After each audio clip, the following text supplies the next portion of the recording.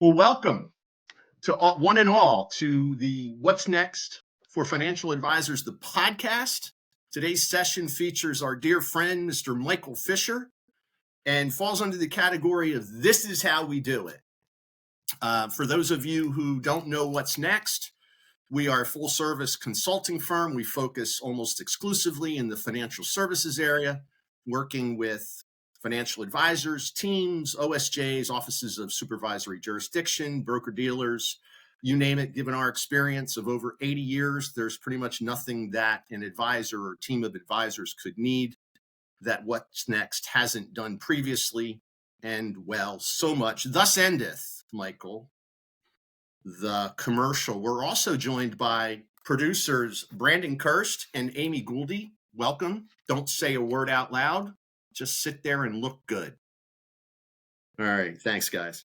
So our topic today is the importance of the family meeting in helping to secure one's living legacy. And as I mentioned, my good friend and client, Mr. Michael Fischer, President and CEO of Client First Financial, is joining us today. This is Mike's second visit to What's Next for Financial Advisors, the podcast.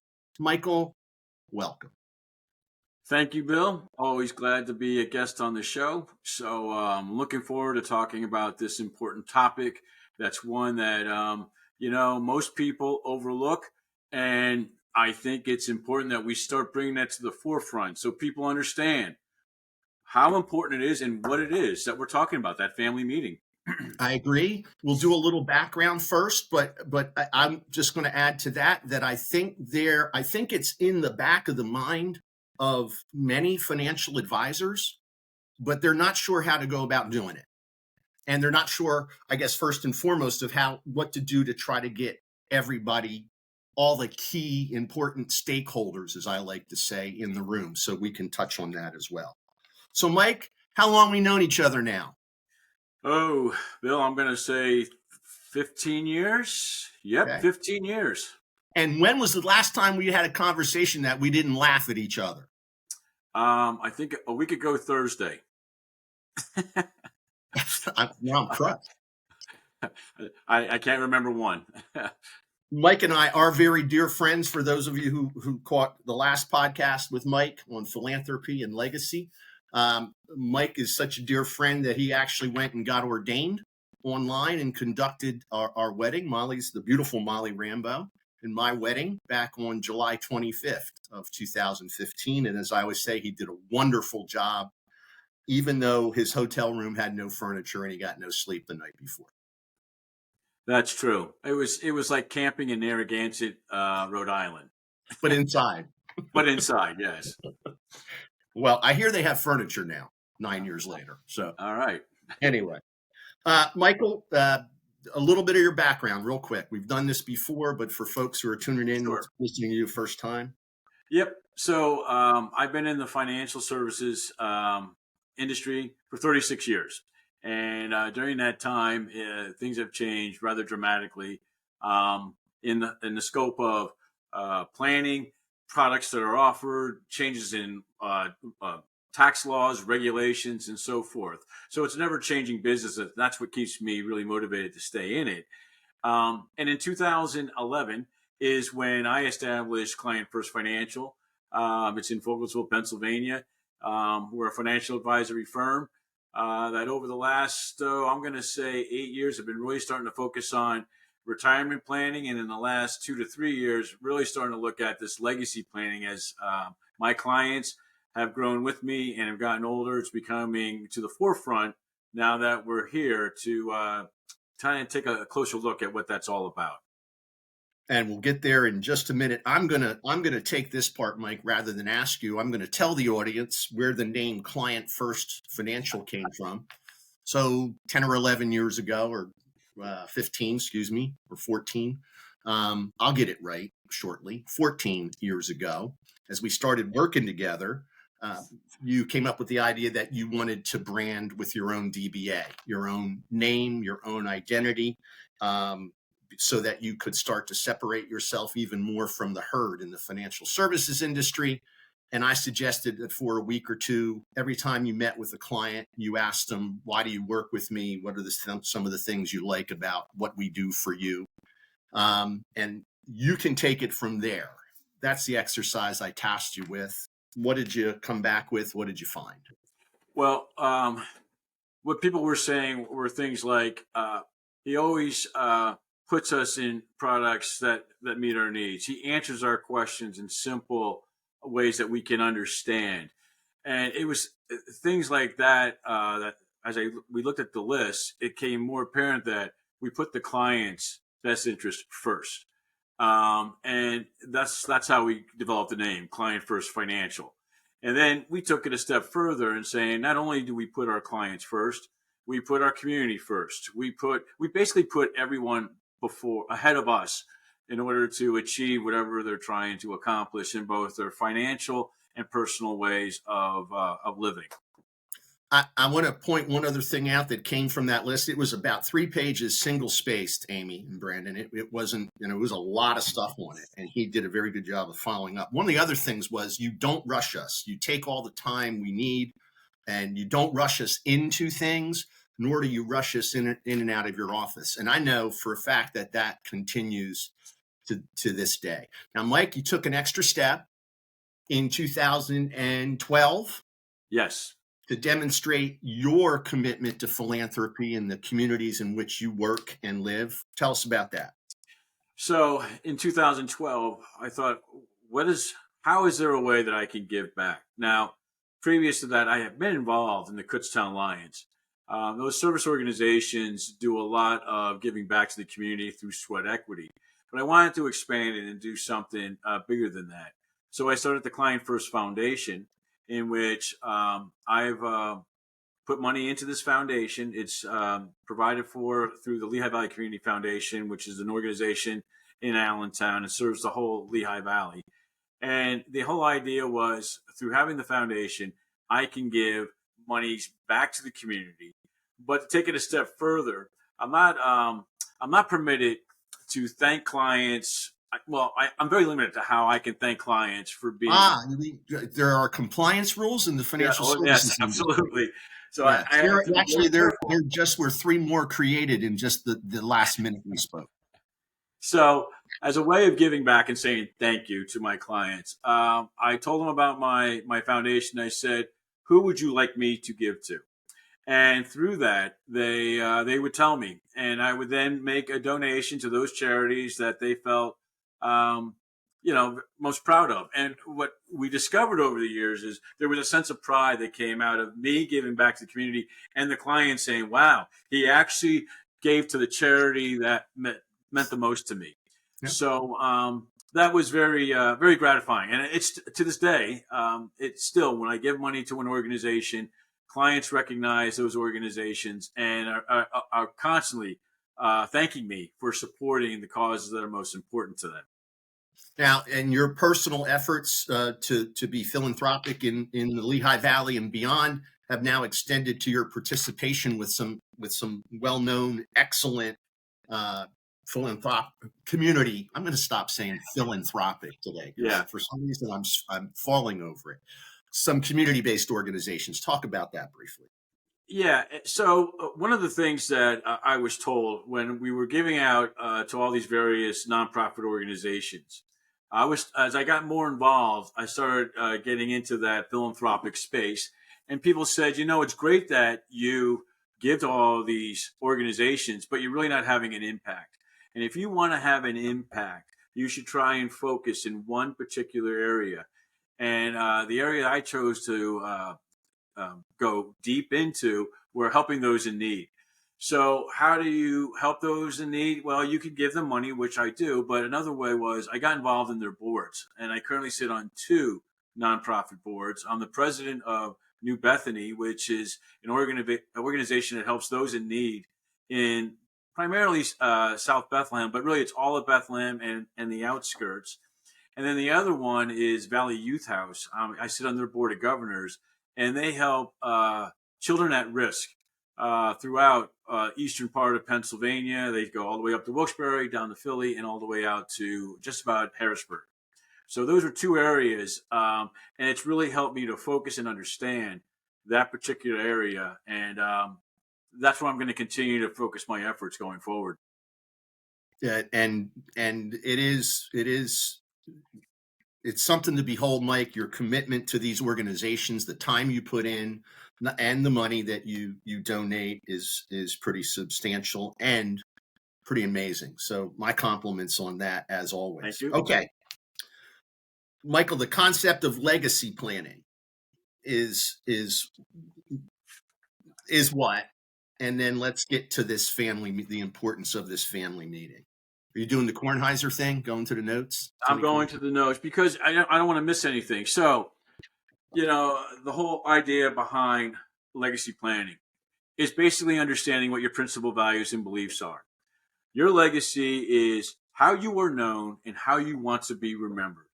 And in order to have that, we all have it. We just haven't identified it. So, understanding what your principal values and beliefs are will enable you to understand what your legacy is and going to be moving forward. All right. So, that's primarily when we talk about legacy planning is how to identify those, let's call them PVVs, principal values and beliefs.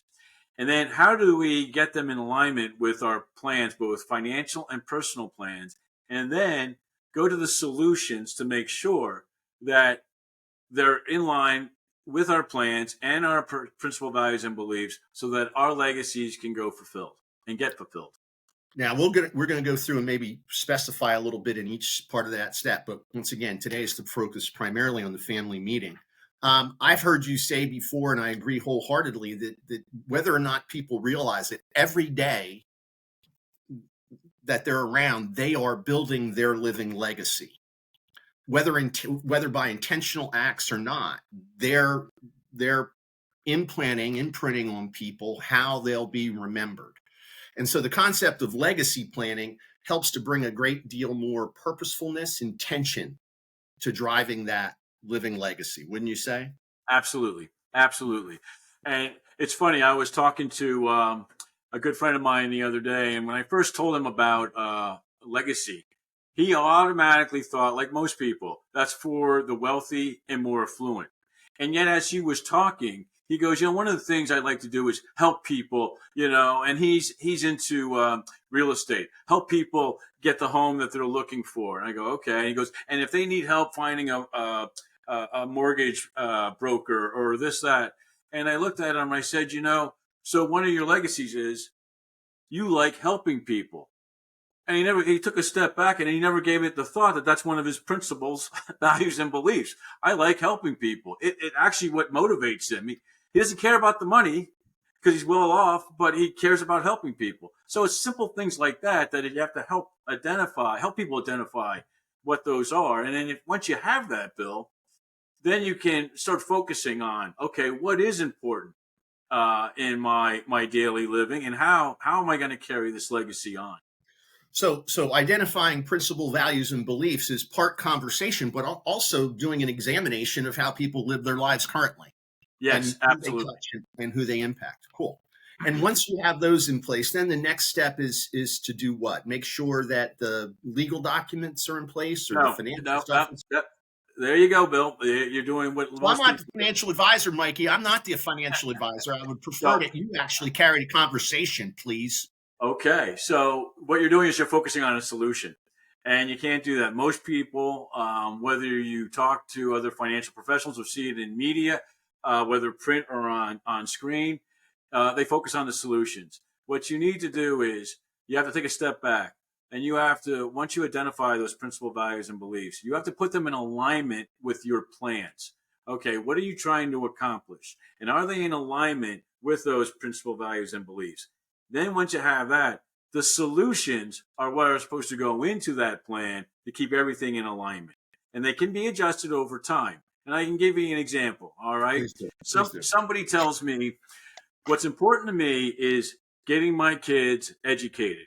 I'm like, okay. So in the plan, they're like, I want to set up a college fund, 529, however they want to do it. And I'm going to use this particular plan to set up my 529. Okay, very good.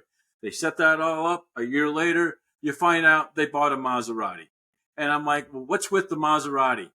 Well, it was a spur of the moment. I go, that wasn't part of the principal values and beliefs. You're going off track. And you can sometimes pull people back because they went off track. Now, there may be a good reason that they went down that path, but most of the time it was impulsive and they're going off of what they said was most important to them. So I know I said Maserati, but pick anything, pick a motorcycle, whatever it is. They went off track instead of focusing on what was most important. They're out of alignment now. Okay. Mine is the Porsche, 911. I don't know which one, convertible, but I can't buy it, Michael. You know why? Why is that? It's the last car I'm ever going to own, and I'm afraid as soon as I buy it, I'm out. So I don't, tempt fate. It's like I can't finish the bucket list, because if you finish the bucket list, then you're out. So anyway, all right. So identify principal values and beliefs. Check the plans. Legal documents do come into this in play at some point. Estate planning, where is that? Well, that's all part of the solution. So if you're saying, look, I want to make sure that my family's taken care of if I'm no longer here, it's like, okay, now the solution is make sure that your documents are properly structured to do exactly what it is that you want it to do. How are they going to be disposed of? Are there heirlooms that you want to take care of? Are there certain causes you want to? There's where the documents will come into play. And I'll have more about that when it comes to the family meeting as well. Okay. So is there anything else that we should talk about before we get to the family meeting? Well, yeah, there is one thing. And just because you have principal values and beliefs today, they can change. All right. Life is full of moments that can automatically make you change course. It could be something tragic that has come across your life that has altered your way of thinking. It could be it could be a new granddaughter. I was just going to say it could be an addition to the family that maybe has special needs. That all of a sudden it's like, I'm going to make sure that that child is taken care of for the rest of their lives. So it's always changing, and that's okay. It's always good to go through the exercise when you see a change to say, okay, what is important to me now that maybe wasn't important to me 2-3 years ago? Okay. And that's a good, and by the way, Brandon, maybe we'll go back and pull up a picture and insert it somewhere in here of that new granddaughter. She's not that new anymore. She'll be 2 years old in July. But maybe we'll do that, spice up the podcast a little bit. But anyway, so that's another reason it's important that you take the approach you do, which is you do a lot of regular check-ins, review meetings with clients. I mean, you hold a lot of them. You hold multiple review appointments with the same household, same clients in the course of a year. Talk about that a little bit. Well, that's another reason why we put the client first. One of the things that we talk about whenever you engage with our firm is how often would you like to review? It's not me telling them this is how often we're going to do it. It's how often would you like to do it? And sometimes, but for the most part, it's every 6 months or once a year. I do have others who want to meet more frequently than that, but they're few and far between. But what we do at those meetings is questions I ask. Not only do we go over all the investments and insurances and plans they have with me, I often ask, with notes that I've taken at the last meeting, tell me about your family, tell me about your health, tell me about what's been going on since I last saw you. It's amazing when I bring those things up at the following meeting. It's like, wow, you remember that? Because it's very important to not only for me to know that, I want them to know, like, yeah, it is important because your principal values and beliefs could have changed just because something else came up. Who knows what that is? Understood. So you are different. You're exceptional. You go above and beyond what most folks do in this business. But I think advisors out there will say, well, okay, I do that. I do a plan. I help them with products and services, and I put it in place, and I review it every once in a while. Obviously, you go deeper. That's one of the things, and you do it more regularly. But what you're doing now is something, once again, that I mentioned early on that advisors think about, but don't know how to position and don't know how to deliver. And that's you're moving to delivering family meetings to key stakeholders. What's that all about? Let's dive into it. Okay, so how it all came about. Let's give a little bit of the history. I've been very fortunate over the years to have clients who I've grown with. We started with very little, and now their assets and their estates have grown rather considerably.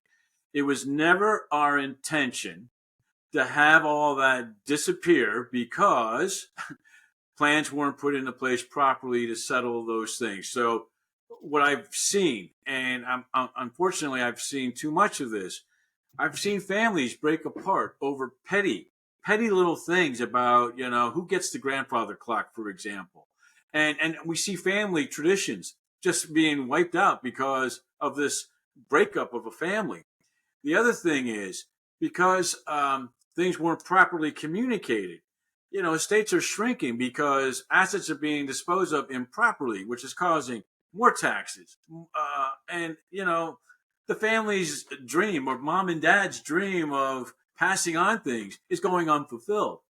So the whole idea behind the family meeting is, well, let me take a step back. The reason that is happening is because people aren't identifying their principal values and beliefs, and secondly, they're not communicating them. So saying that we have everything written down in the gun safe in the basement, that's all fine and dandy. But if no one ever knows about it, then it really, it doesn't work. And there's two recent examples of this. The first one was Prince. Okay, when Prince passed away, he didn't have a will. He had several half brothers and sisters all of a sudden going after his estate. Okay. And he also found out, well, not he, the estate found out that he had a child who was incarcerated, who said he was entitled to the whole estate. Took years to get it settled. And who got made out? Bankers and lawyers made out, and the families basically got nothing. And the other one was Florence Joyner Kersey, the Olympic athlete, FloJo. Great athlete, good business person, had a will. Too bad she didn't tell anyone where it was. Okay. Family took years, and it just split them all up. And everyone's kind of bitter because of that. So here you had one who didn't have anything. Here you had another one who did have something. And it was never communicated. So all was lost. And those are just two examples, but I've seen it on a much lower scale locally, and it's not pretty. Now, Amy, Brandon and Mike have been here to the home office studios in beautiful Narragansett, Rhode Island, but you've not, so you wouldn't know that we do have an antique safe in the foyer. And the only thing we have locked in it is the combination, unfortunately. So Michael, when we talk about key stakeholders, it's not just necessarily family members in that family meeting. Is that fair? Absolutely. It could be a cause that you were very much involved with while you were alive. It could be just a key person in your life who has been very influential for one reason or another. So it's not always family.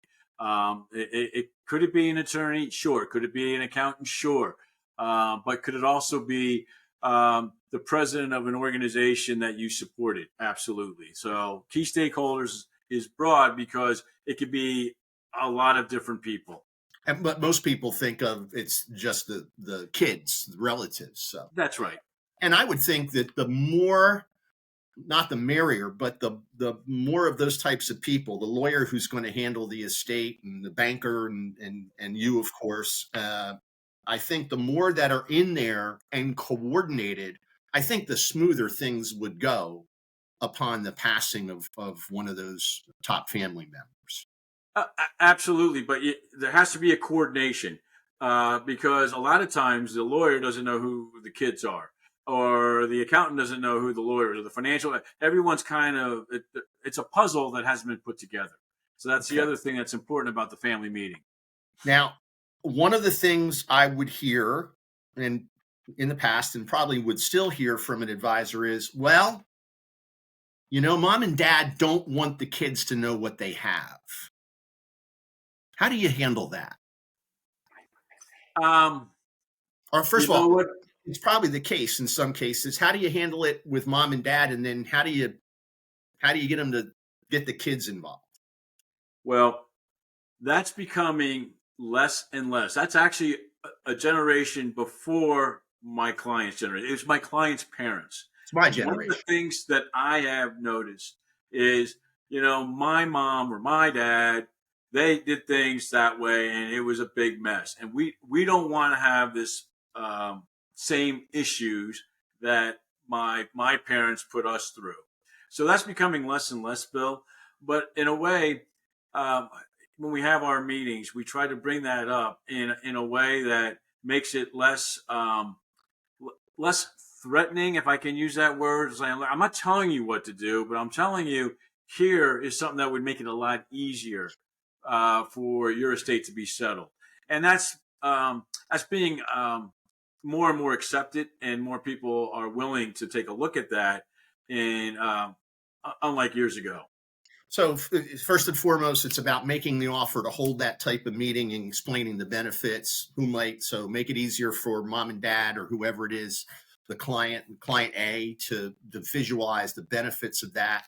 And obviously, if they're on board, they can provide some leverage to get the important people into the room, right? Absolutely. Yep. And that's one of the things that we're doing at Client First. We're going to start really pushing and facilitating that family meeting to help get the parties involved. As many as want to participate, we're going to try and get as many as near as we can to kind of lay things out in a clear, concise way that so everyone's on the same page to make it easy.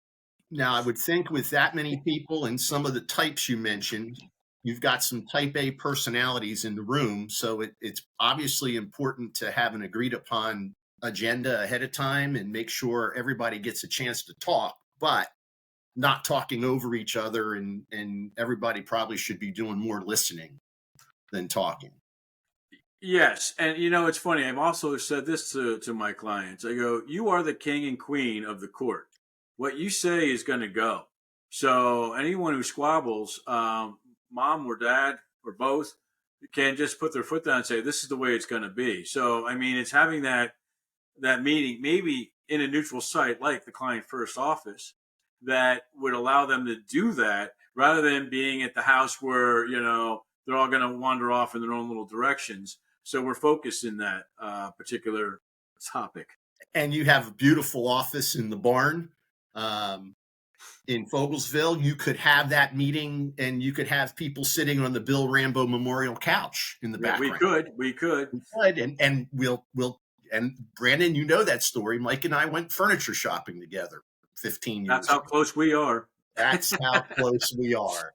And that couch for the meetings that was my office, that couch. So I don't mind lending my good offices, Michael, Right to there. people. Yep, to people so that you can help them get their plans coordinated with the key stakeholders, with the family members, so that things go smooth, so that the parents, the client A's living legacy continues. They can continue to impact the communities they want to impact, the causes they want to impact, that they can more meaningfully impact family members. It's an important concept. Are there any particular things that you say in that meeting that you'd share? So when we have these meetings, they're broken down into three parts. The first part is laying out the ethical will. Now, what is the ethical will?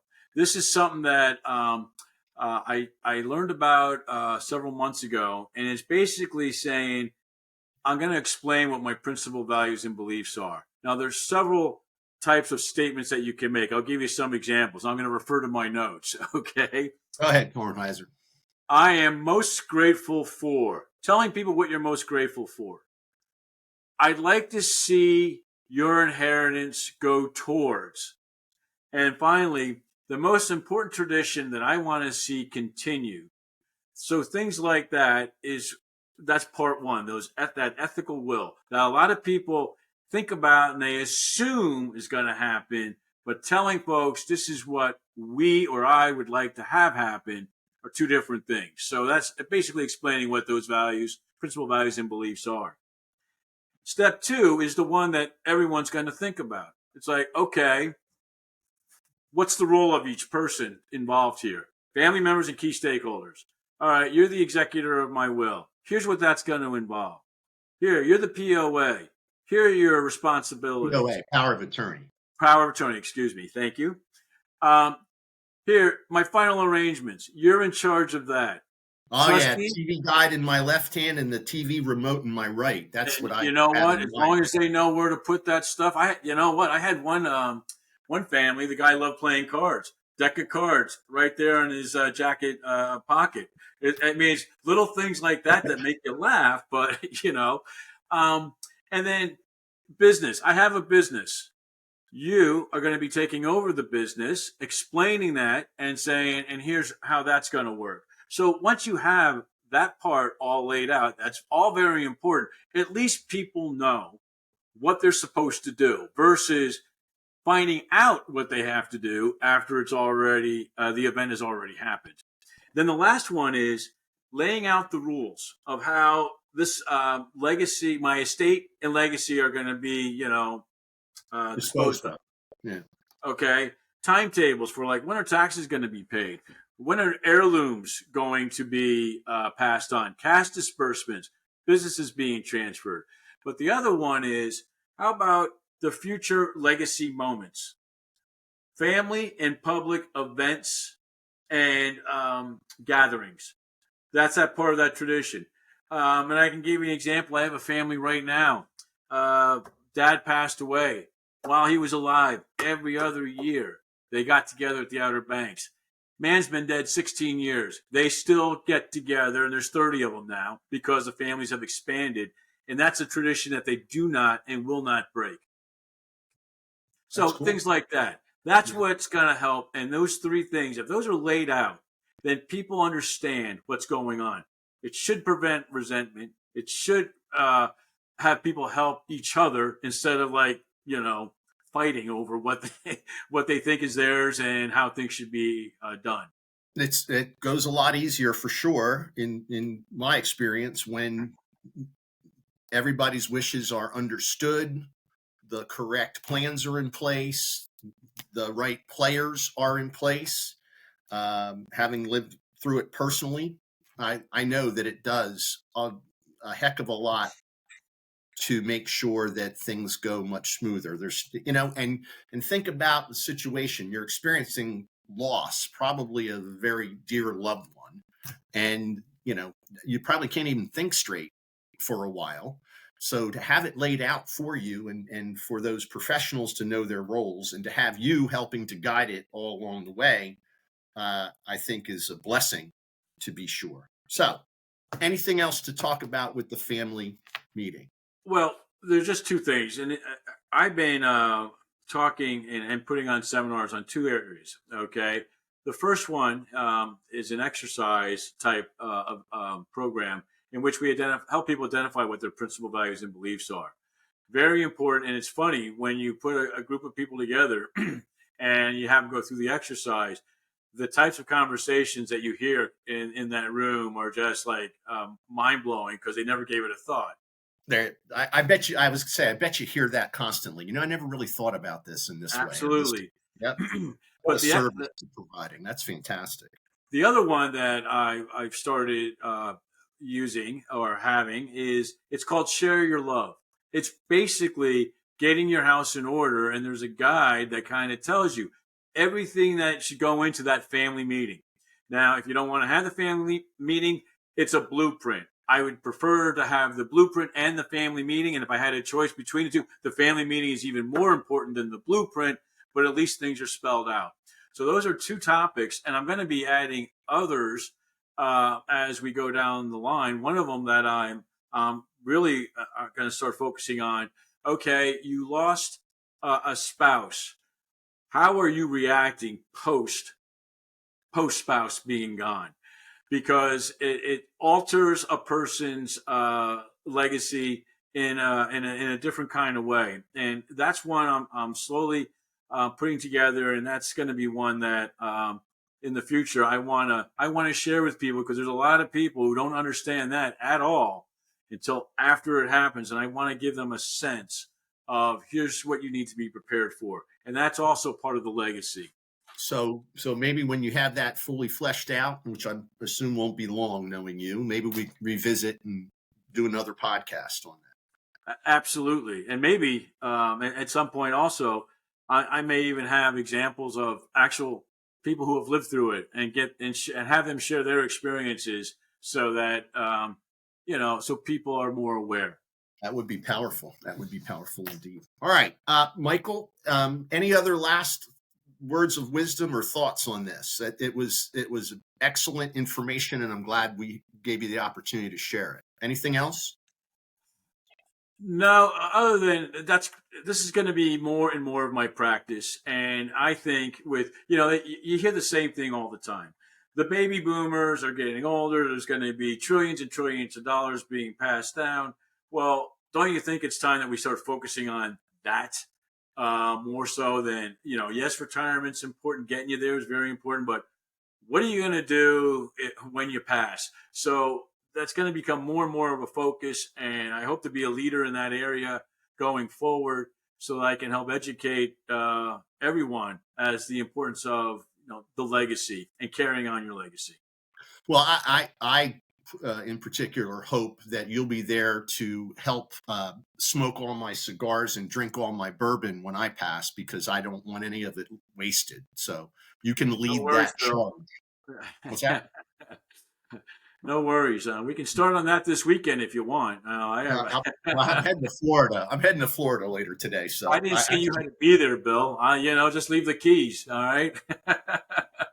the place is never locked. Anyway, enough of that. So, Michael, if an advisor or a potential client or anybody wanted to find out more about legacy planning, family meetings, what you do, how you do it, where would they find you? How would they go about contacting you? Well, they can go to our website, clientfirstfinancial.com, and on there are several places to go to find out about our legacy and how we approach it. Also, they can email me. All that's on our website. That's the best way to contact us. We have some videos on there that talk about a lot of these subjects that we had just mentioned. It's constantly being updated, so that it's ever changing. So I want to make sure that the content stays fresh and to the forefront of what we're trying to do and accomplish. The content is it's pretty vast, and it is regularly added to, and you can thank the great folks, the ladies at Amy's company. She doesn't own it, but she's part of it, Social T Marketing, for their help in helping to produce some of that. That's www.client1st financial, clientfirstfinancial.com. Michael J. Fischer, President and CEO. Michael, I want to thank you again. It's all, Bud, you're the best. And I love when we have our conversations on video or not, or offline. I hope you have a great rest of the day. I want to thank Brandon and Amy, our co-producers today, for producing this podcast. You can find us and our podcast page at www.whatsnext.coach. Whatsnext.coach. I want to thank everybody today. I want to thank people for tuning in. Be on the lookout for more podcasts at What's Next for Financial Advisors, the podcast. We're looking forward to bringing you more valuable content such as we did today. In the meantime, it's probably a good idea if you spend at least 1 minute every day thinking about what's next. Thanks, Mike. Thanks for stopping by. Take care, everybody. Thank you. Bye.